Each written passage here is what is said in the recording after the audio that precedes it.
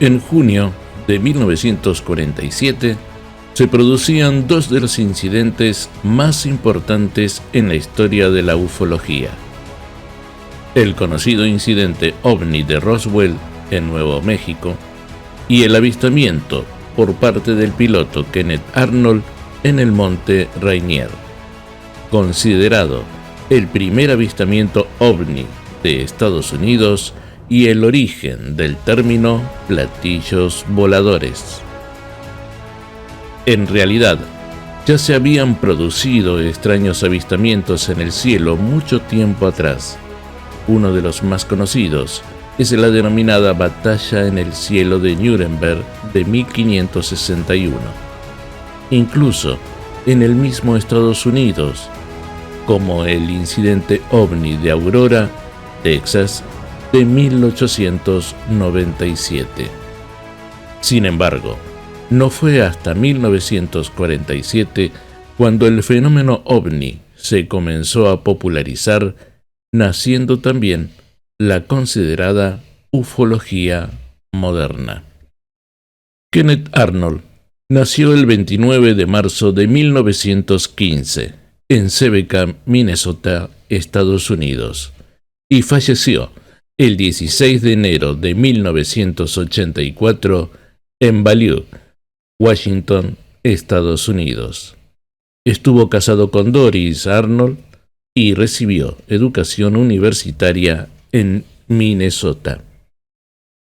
Empresario, instalador de equipos contra incendios, piloto civil, experto y experimentado, que llevaba acumuladas más de 9.000 horas de vuelo, la mayoría de ellas en el control de incendio de Boise, Idaho, durante los años 40.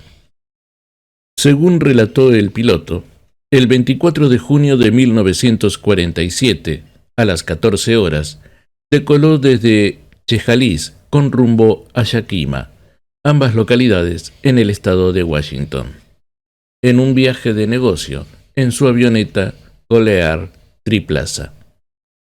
Hizo un breve desvío en su camino por sobre el monte Rainier a los fines de dar con el paradero de un avión de transporte Curtiss C-46 del Cuerpo de Marines de Estados Unidos que se había estrellado por esa zona días atrás y motivado por una recompensa de $5.000 que se ofrecía. Tras no encontrar nada, ascendió hasta los 9.200 pies y puso rumbo de nuevo a Yakima, cuando, alrededor de las 15 horas, vio una luz intermitente brillando en el cielo. Temeroso de que pudiera ser otra aeronave que se hubiera acercado peligrosamente, Arnold escrutó todo el cielo alrededor, pero solo vio otro avión comercial a unos 25 kilómetros de distancia. Cabe destacar que las condiciones de visibilidad eran óptimas. Medio minuto después de ver el primer destello de luz, Arnold vio una serie de destellos brillantes a su izquierda, cerca del monte Rainier, a una distancia aproximada de 40 kilómetros. Descartó que las luces fueran algún reflejo de su propio avión y concluyó que las luces provenían de objetos voladores. En total, eran 9 objetos que avanzaban alineados en diagonal, metálicos y muy veloces.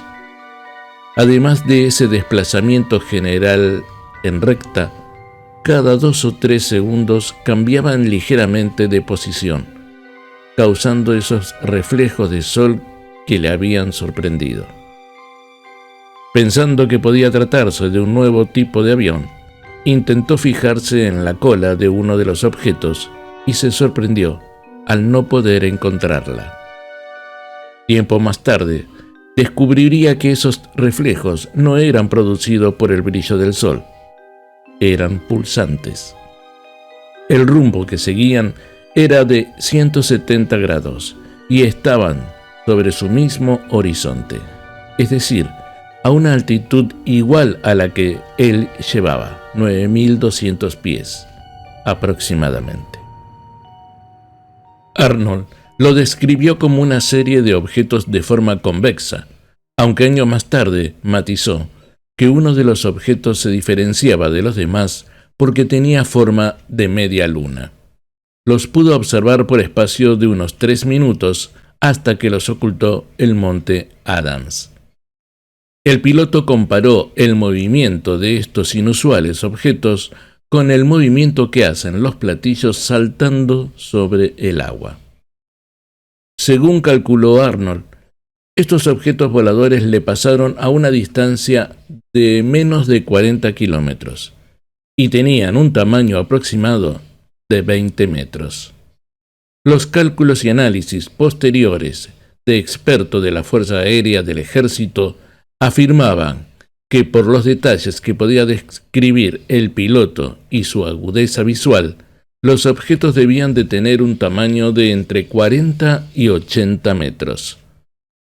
El encuentro le produjo una sensación extraña, aunque seguía creyendo que había visto las pruebas de un nuevo avión militar del ejército de los Estados Unidos. Para tener una visión más clara, el piloto abrió una de las ventanillas del avión para poder observar los objetos sin un cristal que pudiera producir reflejos. Los objetos no desaparecieron y comenzaron a moverse hacia el sur, desde el monte Rainier al monte Adams, donde desaparecieron de su vista a una distancia de 80 kilómetros. Sorprendido por su velocidad, Arnold realizó sus cálculos y vio que la velocidad de estos objetos voladores era de 2.700 kilómetros por hora, 3 veces más rápido que cualquier aeronave tripulada en 1947.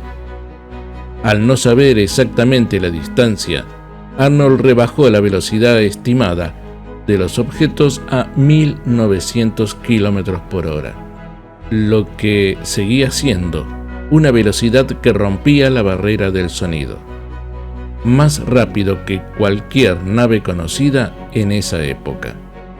La altitud era de unos 3.000 metros aproximadamente. Aterrizó en Yakima a las 4 de la tarde y rápidamente le contó su increíble historia a su amigo y gerente del aeropuerto, Al Baxter. En poco tiempo, todo el personal del aeropuerto conocía lo sucedido. Arnold no fue entrevistado por la prensa hasta el día siguiente, el 25 de junio, cuando voló hasta Pendleton, Oregón, para asistir a un espectáculo aéreo. Aquí trató de informar lo que había avistado al FBI, convencido de que lo que había visto era un nuevo prototipo de aeronave, pero las oficinas ya estaban cerradas. Ofuscado, Arnold habló con varias personas más, entre ellas un periodista del antiguo Diario de Oregón. A pesar de su escepticismo, los reporteros lo consideraron un testigo fiable. Kenneth Arnold era un respetado hombre de negocios y un experimentado piloto. La velocidad supersónica y la descripción de objetos voladores en forma de disco atrajeron rápidamente la atención del público. Poco después, la prensa se ocupó de popularizar los términos como platillos voladores, platillos volantes o discos voladores, con los que serían conocidos los ovnis a partir de entonces. El periodista Bill Beckett de la United Press utilizó el término platillo volador después de recoger el testimonio de Kenneth Arnold. Volaban de una manera caprichosa, como cuando usted lanza un platillo sobre el agua que va rebotando sobre ella. El piloto se quejó de los efectos de la publicidad solo 2 días después. Según dijo, desde que contó su historia, no había tenido un momento de paz. Comenzó a recibir numerosas cartas de admiradores para ayudarle a resolver el misterio. En posteriores entrevistas que le realizaron, el piloto apuntaba a la posibilidad de que procediesen de otro planeta. Si no eran del ejército, podían ser extraterrestres. Arnold afirmaba que las maniobras tan bruscas que realizaron los discos hubiesen sido imposibles de soportar por los pilotos humanos debido a la presión. Para él, independientemente de dónde procediesen, se dirigían a un destino accesible y no trataban de hacer daño a nadie. En un artículo de 1949, publicado por el Saturday Evening Post, titulado «Lo que usted te puede creer sobre platillos volantes», Arnold aseguraba que desde su primera observación había gastado mucho tiempo y dinero en investigar el tema y que solo podía asegurar que los objetos que vio eran de un diseño extraño, hechos con un material desconocido por la civilización humana. El avistamiento de Arnold fue también corroborado por otros testigos. Un prospector local llamado Fred Johnson, que se encontraba el 24 de junio de 1947 en el Monte Adams, en la denominada Cordillera de las Cascadas, dijo haber visto con un pequeño telescopio 6 de los objetos al mismo tiempo que el piloto. El 4 de julio, el Portland Oregon Journal recibió una carta de G. L. Vernier, quien afirmaba que había visto 3 objetos extraños voladores al este del Monte Adams, a unos 230 kilómetros del Monte Rainier. Vernier decía que los 3 objetos eran parte de una formación mayor y que los observó un poco antes que Kenneth Arnold. Por su gran velocidad, suponía que debían ser los objetos que vio el piloto. En total se reportaron finalmente 16 avistamientos ovnis el mismo día que Arnold por todo el espacio de Washington. El 4 de julio de 1947 se producía otro suceso que parecía corroborar definitivamente la historia de Kenneth Arnold. La tripulación de un vuelo de United Airlines sobre Idaho, en dirección a Seattle, dijo haber visto varios objetos voladores en forma de disco, que se situaron cerca de su avión durante más de 10 minutos, hasta finalmente desaparecer. Otro avistamiento similar se produjo en Tulsa, Oklahoma, el 12 de julio de 1947. En este caso, se pudo hacer una foto de estos platillos volantes, que se publicó al día siguiente en el Tulsa Daily World. Enlo Gilmore, el fotógrafo que realizó la fotografía de este supuesto ovni, afirmaba, sin embargo, que se trataba de una flota secreta de aviones del ejército. Había sido oficial de artillería de la Marina durante la guerra y también realizó sus cálculos, estimando que los objetos viajaban a una velocidad de 2.700 kilómetros por hora. Varias fotografías de un objeto similar en solitario fueron tomadas por William Rhodes sobre Phoenix, Arizona, el 7 de julio de 1947, y publicadas en varios periódicos locales de Phoenix. Se trataba de un objeto redondeado, con una media luna trasera y una especie de agujero en el centro. Los negativos y las copias de Rhodes fueron, finalmente, confiscadas por el FBI. Cuando Arnold vio las fotos, comentó que el objeto era casi idéntico al platillo volante diferente a los demás que él había observado unos días antes. El piloto consideraba que las fotografías de Rhodes eran auténticas. Existe cierta controversia sobre las palabras que usó realmente Arnold y de qué forma definió a estos extraños objetos voladores. A partir del 26 y 27 de junio, los periódicos comenzaron a utilizar los términos platillos volantes o platillos voladores y discos voladores para describirlos. En realidad, se cree que esta definición es un error de algún editor al citar las palabras de Arnold, quien habló de discos o platillos cuyos movimientos erráticos se asemejaban al de un platillo que salta a través del agua. De una forma u otra, la prensa popularizó los términos y en caso todos los titulares sobre ovnis se haría referencia a platillos o discos voladores.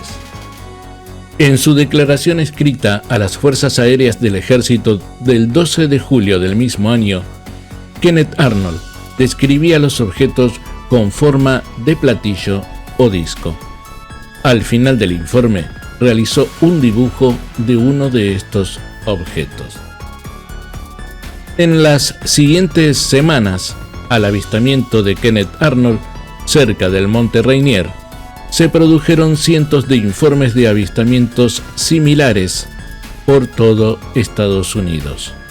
Entre ellos, destacaron los avistamientos ovnis ya comentados del vuelo United Airlines, el de Tulsa o el de Phoenix. El caso ovni más famoso de ese periodo fue el incidente ovni de Roswell, el cual había sucedido en realidad antes que el del Monte Rainier. Los restos de la supuesta nave alienígena fueron recuperados por un granjero local el 14 de junio de 1947. Sin embargo, no fue hasta varias semanas después cuando el caso Roswell apareció en los medios los primeros días del mes de julio.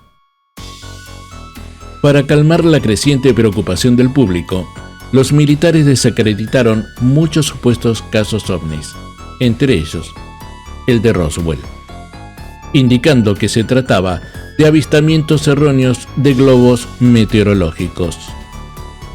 Antes de conocerse la historia de Roswell, las Fuerzas Aéreas del Ejército emitieron también un comunicado a la prensa, donde dijeron que tenían el asunto bajo investigación y que habían llegado a la conclusión de que los discos voladores no eran ningún arma secreta diseñada por una potencia extranjera, ni ningún tipo de nuevo misil o cohete espacial. Aunque el caso Roswell se llevó la fama y la gran atención de los medios durante décadas, el avistamiento del piloto Kenneth Arnold es sin duda uno de los sucesos ovnis más importante para la historia de la ufología. No solo por dar origen a los populares términos de platillos voladores o discos volantes, su caso fue tomado en serio por las Fuerzas Aéreas del Ejército y dio lugar a que se iniciara el proyecto Signo a finales de 1947, la primera investigación oficial del gobierno de Estados Unidos sobre objetos voladores no identificados.